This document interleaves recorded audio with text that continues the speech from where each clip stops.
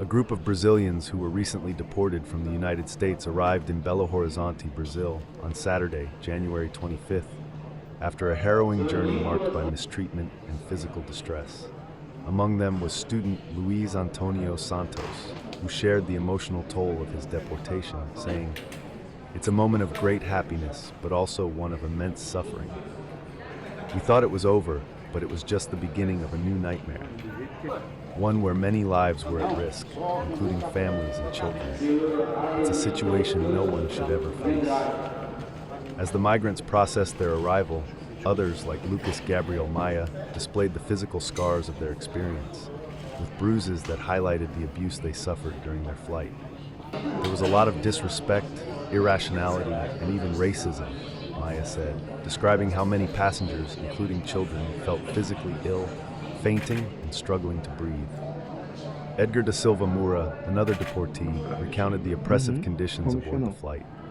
"We weren't given water, food was scarce, and it was unbearably hot, especially with children on board.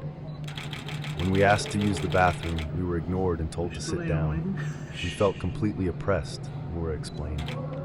The flight, which was supposed to head directly to Belo Horizonte, made an unexpected stop in Manaus, Brazil, due to technical issues. Brazilian authorities there took action, ordering the removal of handcuffs from detainees. President Luiz Inácio Lula da Silva then arranged for a Brazilian Air Force plane to complete the migrants' journey back home. This flight marks a significant moment in the U.S. deportation process, being the second this year under President Donald Trump's administration and the first since his inauguration. The scene in Brazil reflects a larger debate across Latin America on how migrants are treated by the U.S. government.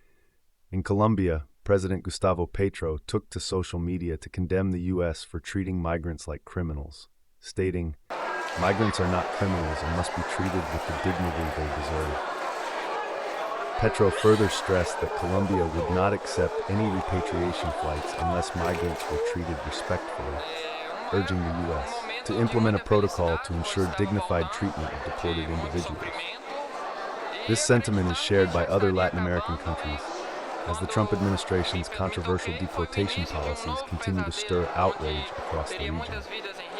On Friday, Mexico even denied a U.S. military plane carrying deported migrants the right to land on its soil.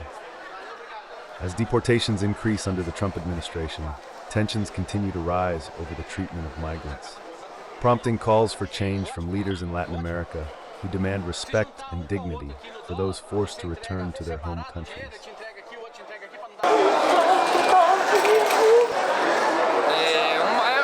Momento de muita felicidade, pois estava voltando de muito sofrimento e acreditando que já estaria acabando, e quando me toquei foi o início de um novo pesadelo, onde teria muitas vidas em risco, famílias, crianças, uma situação bem complicada, uma coisa que não se deseja para ninguém.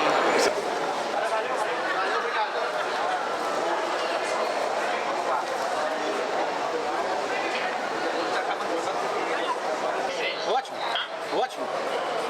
Se juntar um com o outro aqui no dólar, você entrega separado o dinheiro, te entrega aqui, o outro te entrega aqui para não dar confusão?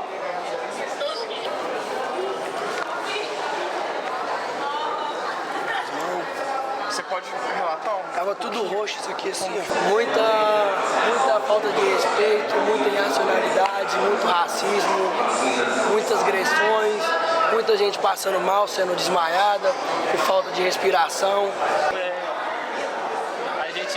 As pessoas estavam servindo água pra gente, a gente chegava pra pegar água e tipo assim,